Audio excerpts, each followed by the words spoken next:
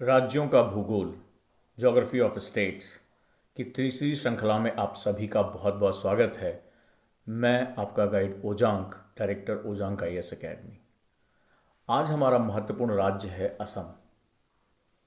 असम जिसकी राजधानी दिसपुर है और जहां मुख्य भाषा असमिया और बोडो बोली जाती है। दोस्तों, असम का इतिहास और भूगोल दोनों बहुत समृद्ध रहा है। असम जिसे लाल नदी और नीली पहाड़ियों की भूमि के नाम से जाना जाता है, याद रहे, लाल नदी और नीली पहाड़ियों की भूमि के नाम से जाना जाता है। यह देश के सर्वाधिक आकर्षक और रमणीय स्थलों में से एक है। खास बात यह है कि विशाल नदी ब्रह्मपुत्र इस राज्य से होकर बहती है और ये वास्तव में यहाँ की जीवन रेखा है, लाइफ लाइन है। माना जाता है कि असम शब्द संस्कृत के असोमा शब्द से मिलकर बना हुआ है। असोमा का मतलब होता है अनुपम, अद्वितीय, यूनिक। कुछ लोगों का यह मानना है कि असम शब्द असोमा की बजाय अहोम शब्द से मिलकर बना हुआ है। कारण क्या है? कारण यह बताया जाता है कि ब्रिटिश शासन के आने से पहले यहां पर 600 वर्षों तक अहोम राजाओं ने शासन किया था और अहोम राजाओं के शासन के कारण यह क्षेत्र अहोम के नाम से, फिर वहाँ से असोम के नाम से जाना गया। यहाँ पर जो जनजातियाँ हैं, बहुत ही प्राकृतिक यहाँ भूमि रही है, इसीलिए अलग अलग जो लोग हैं वो यहाँ आए और यहाँ पर घुलते मिलते चले गए। यहाँ ऑस्ट्रिक, मंगोलियन, द्रविड़ और आर्य जैसी बहुत सी प्राचीन जातियाँ यहाँ पर पहाड़ियों और घाटियों में आकर बसी। इसीलिए यह क्षेत्र बहुत ही समृद्ध मिश्रित संस्कृति का क्षेत्र कहा जाता है। इसके इतिहास का बहुत वैभव है। प्राचीन काल में असम को प्राग ज्योतिष अर्थात पूर्वी ज्योतिष का स्थान कहा जाता था।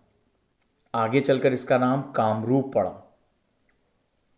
कामरूप राज्य का सबसे प्राचीन उल्लेख प्रयागराज में, जो प्राचीन इलाहाबाद नाम था, समुद्रगुप्त के शिलालेख में मिलता है। यह हिस्ट्री के लिए बहुत इंपॉर्टेंट है कि कामरूप का सबसे प्राचीन उल्लेख समुद्रगुप्त के शिलालेख में मिलता है, वो जो प्रयागराज में था। इसमें कामरूप का उल्लेख प्रत्यंत का मतलब होता है ऐसा सीमावर्ती देश के रूप में मिलता है जो गुप्त साम्राज्य की अधीनता स्वीकार करता था और जिसके साथ उसके मैत्रीपूर्ण यानी फ्रेंडली रिलेशनशिप थे, उसे प्रत्यंत कहा जाता था समुद्रगुप्त के समय में। ध्यान रहे, चीन का विद्वान यात्री वेनसुआंग लगभग 743 ईस्वी में सम्राट कुमार भास्कर बर्मन के निमंत्रण पर कामरूप आया था। यस, एग्जाम के लिए इंपॉर्टेंट है कि चीन का यह विद्वान क्या असम पहुंचा था? हाँ, पहुंचा था। और उस समय कुमार भास्कर बर्मन का यहाँ शासन था और वहाँ पर वो गया था और उसने कामरूप का उल्लेख कामोलुपा, किस नाम से? कामोलुपा के रूप में किया है। 11वीं शताब्दी के अरब इतिहासकार अल-बरूनी की पुस्तक में भी कामरूप का उल्लेख मिलता है। इस तरह अगर हम बात करें तो महाकाव्य काल से लेकर 12वीं शताब्दी तक समूचे आर्यावर्त में पूर्वी सीमांत देश को प्रागज्योतिष और कामरूप के नाम से जाना जाता था। ये दो नाम इस्तेमाल किए गए हैं और यहाँ के राजा अपने आप को प्राग ज्योतिष का नरेश कहते थे। ये 12वीं शताब्दी तक का इतिहास रहा है।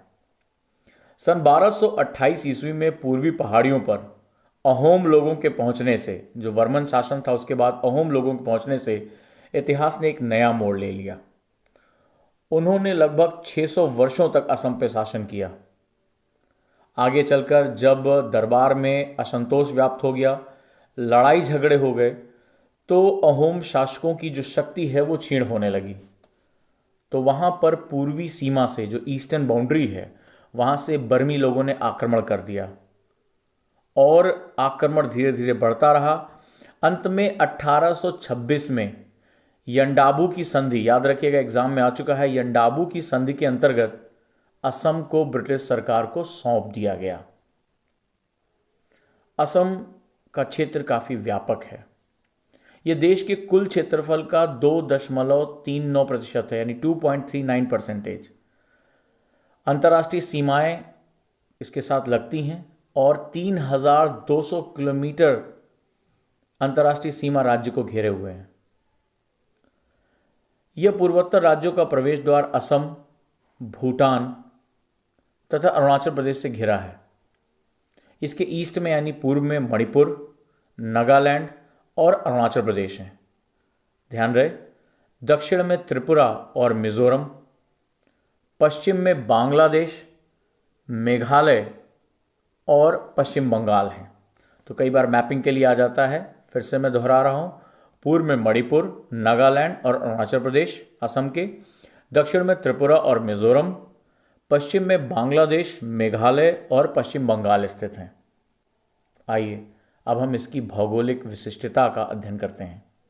कैसी ज्योग्राफी है यहाँ की। असम की भौगोलिक विशिष्टता यानी ज्योग्राफिकल जो उसकी स्पेसिफिकेशन है, भारत के 6 में से 3 भौगोलिक विभाजन यहाँ मौजूद हैं। भारत के कुल 6 विभाजन में से 3 विभाजन यहाँ मौजूद हैं, जिसमें उत्तरी हिमालय यानी जिसे हम लोग पूर्वी चोटियाँ कहते हैं, नॉर्दर्न हिमालय, उत्तरी मैदान जो ब्रह्मपुत्रा का मैदान है, इसी के साथ साथ कार्बी आंगलोंग में दक्कन की घाटियाँ, ये तीनों के तीनों यहाँ मौजूद हैं।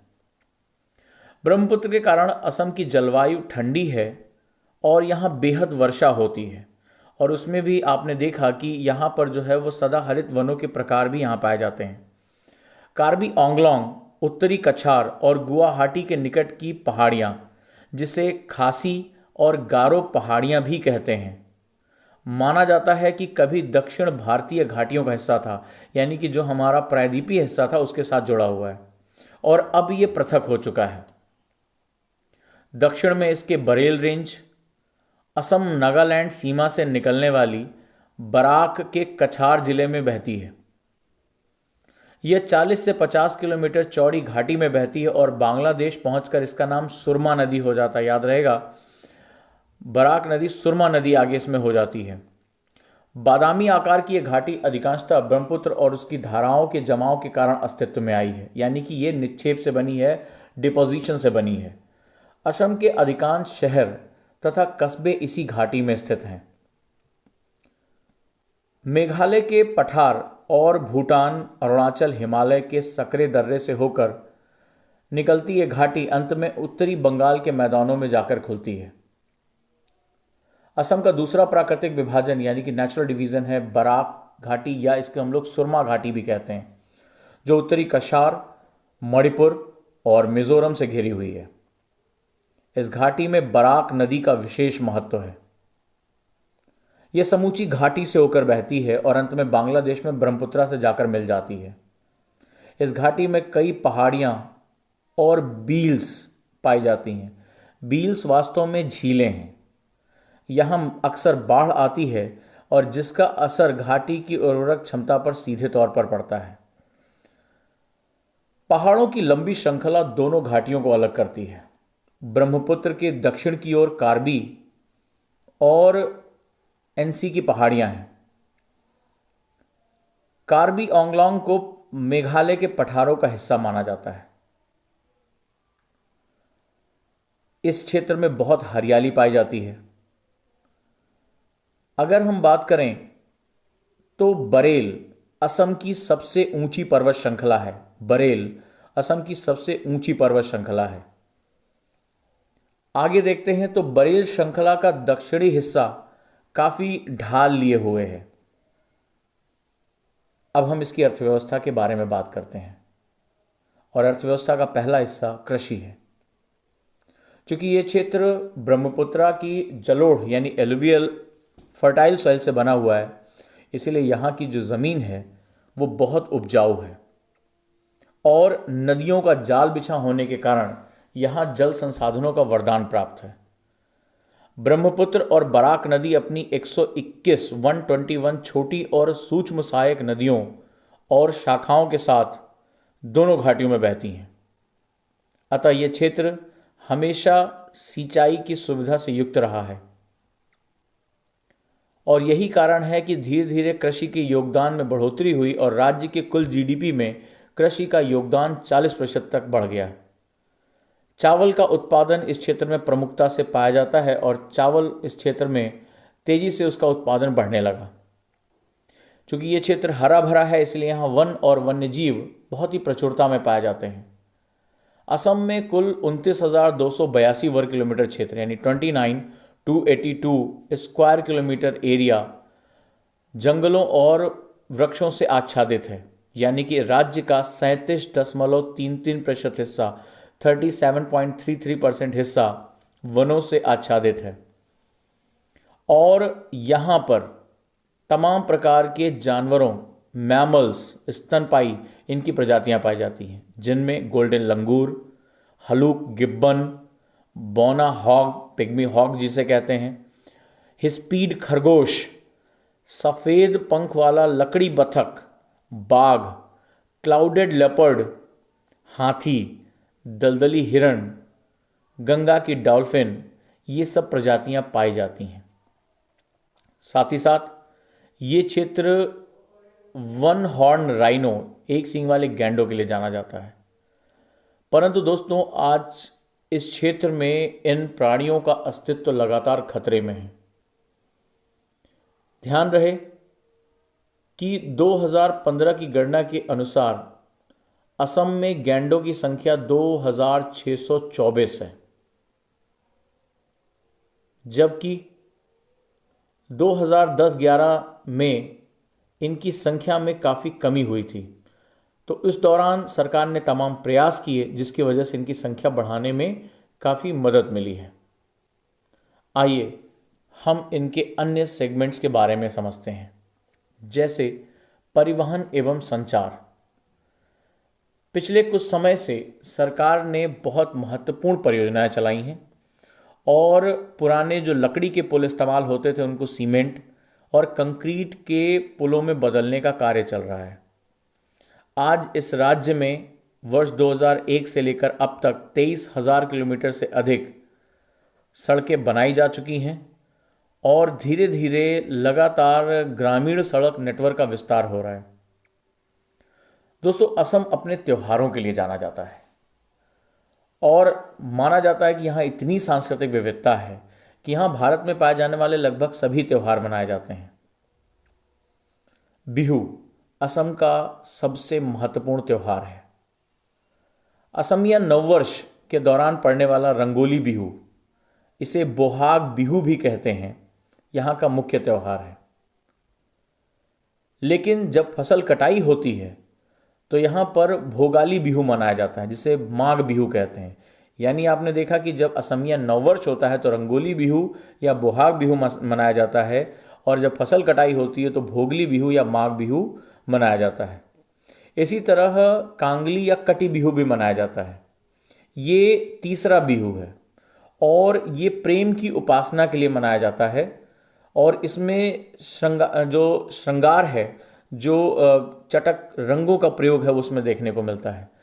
बहुत ही यहाँ पर खूबसूरत धुनें बनाई जाती हैं। इसी तरह असम का जो सबसे बड़ा जनजातीय समूह है बोडो, बोडो एक खास तरह का त्यौहार मनाता है, इसे खेराई पूजा के नाम से भी जाना जाता है और यह मेले का रूप ले लेता है, मेले के रूप में इसको मनाया जाता है।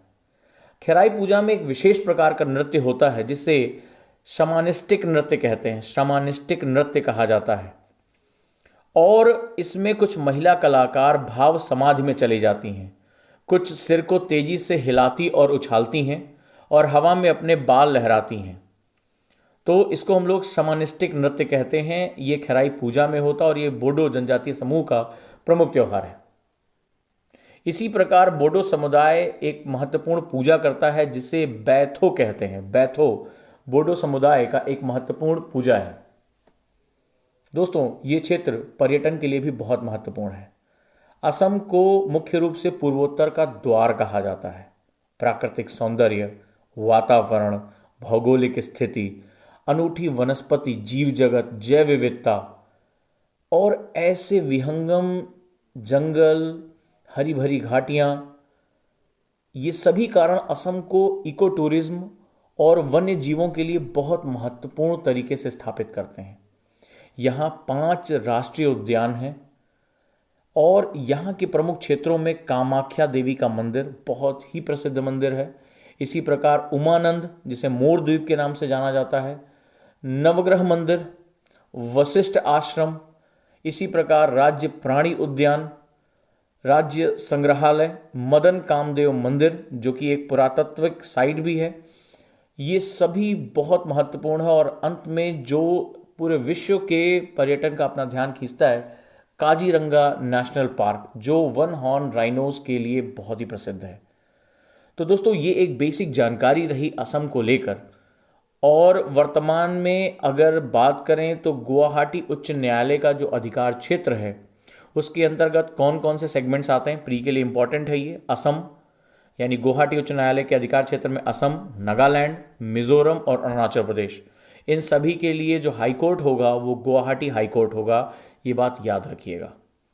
दोस्तों, इस प्रकार की संपूर्ण ऑडियो वीडियो श्रृंखला आपको मेरे ऐप ओजांग IAS एकेडमी पर उपलब्ध रहेगी। लाइब्रेरी में, ऑडियो लाइब्रेरी में आप जुड़ सकते हैं।